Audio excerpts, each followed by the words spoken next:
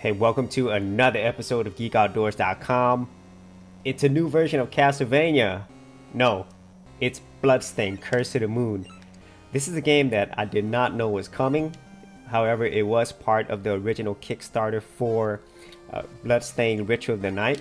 And it wasn't until I saw the official announcement by Igarashi just recently that showed the actual game trailer of this. And I was like, wow, I have to play this. So here I am.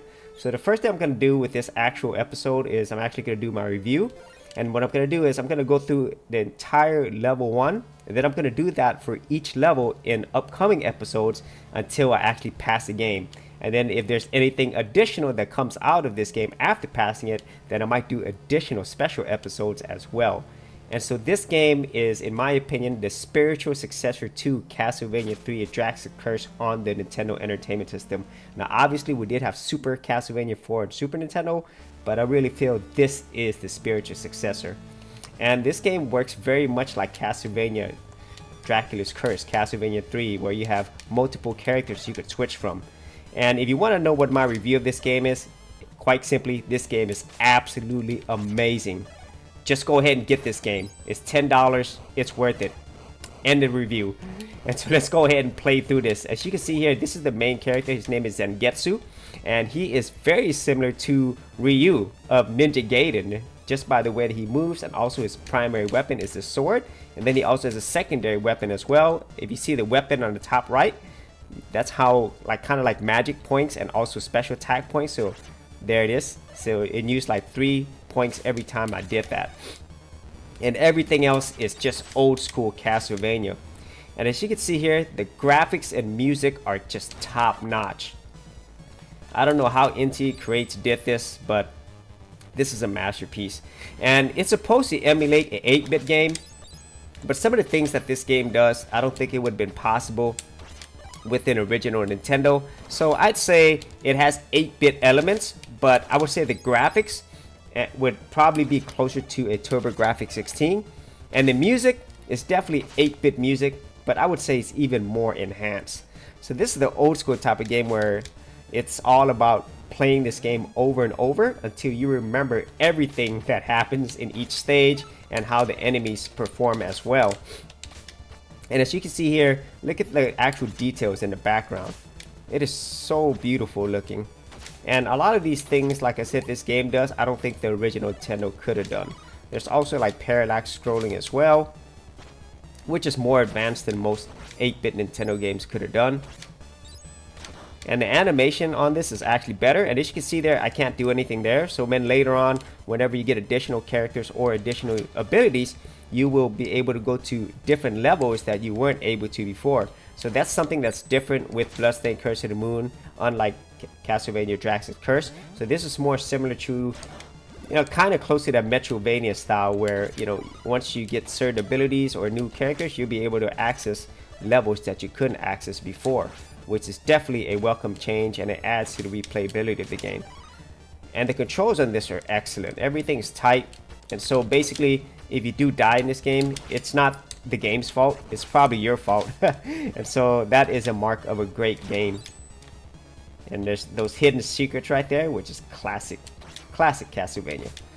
And this is something that Konami could have done. They could have capitalized on this, but instead they decided to make pachinko machines and horrible games, destroying franchises like Metal Gear.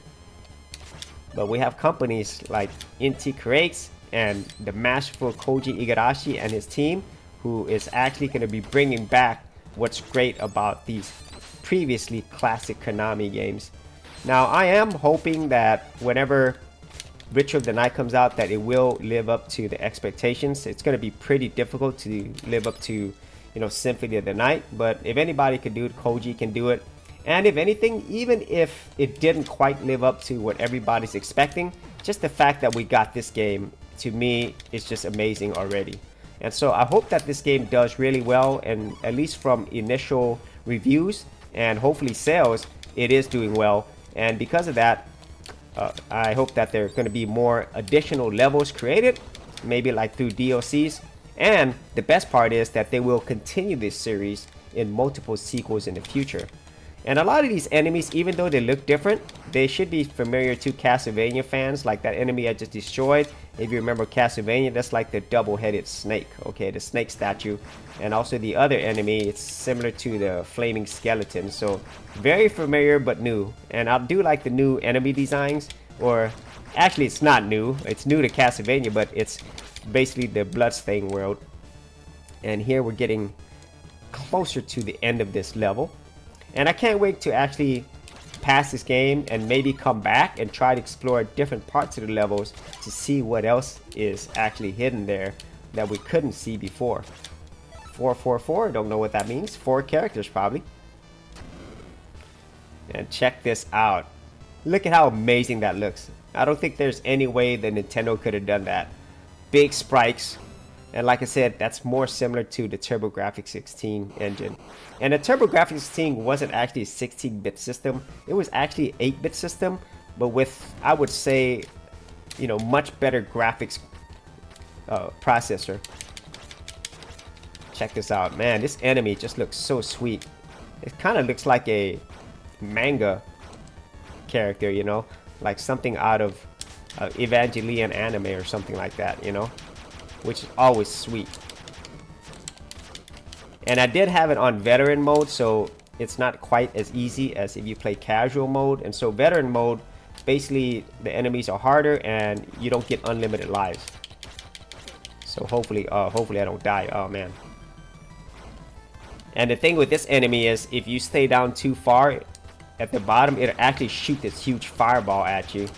I had to play this level quite a few times before I was actually able to pass it, so that's a good thing. You know, that's the old school Castlevania challenge that we all know and love. And I don't think any type of game that's like that would be complete without having that challenge level. Oh man. So whenever he pulls back, I need to jump out of there. Come on. I think hopefully this will be the last. Well, if I don't die first. Come on. And I was surprised, you know, how many times I died when I was playing this the first time. It took me 3 or 4 times. Come on. Okay, so one last hurrah. And that's the thing with these enemies, they don't go quietly. Even when you think you're done, they got one more for you. Like that right there. But I got him. That robot is gone, and we get a little something special.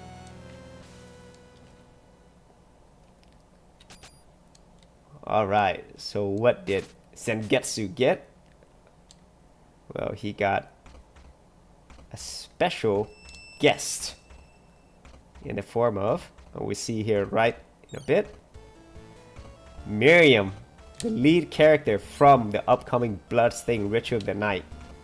And so Zangetsu is out to destroy all demons, and Miriam has the Shardbinder, which I guess has demonic powers, but she is not a demon, and she's here to battle and destroy all demons, much like what Zangetsu's doing. And now she is part of the demon destroying army. And now there you go, you could switch to Miriam, and Miriam is very similar to Simon and Richter Belmont, but she has her own moves as well. And so that is going to be the beginning of our quest. And so on the very next episode, I will be doing a full playthrough of level 2. And as you can see from the map, there's 5 levels total. And we're obviously going to pick up 2 more characters. And so once I pass the game, hopefully we'll get not only more special abilities, but also the ability to actually explore different levels, you know, different parts of the game. And hopefully there might be some additional hidden levels or difficulty settings. And so if you had any thoughts on Bloodstained Curse of the Moon or the upcoming Bloodstained Ritual Night or even Castlevania, be sure to leave that in the comments area below. And as always, if you did get value out of these episodes, be sure to subscribe. And if you wanted to support my channel further, you could do that at patreon.com/Geekoutdoors. Hey geeks, if you are a creative geek like me and you actually wanted to learn how to create content on YouTube and other places on the internet, then join my Go Content Creators group, where you would get access to 30 free videos and more continuing content for all their creative geeks out there. And the best part of it is all of this is free. All you have to do is simply go to the link below, head over to our page, and join my Go Content Creators group. Thanks a lot, and I will see you on the other side. Thanks for checking out this episode. And as always, if you like these videos, be sure to click on the subscribe button. And for full written content, audio content, and additional geek stuff, head over to Geekoutdoors.com, and I'll see you outdoors on the very next episode.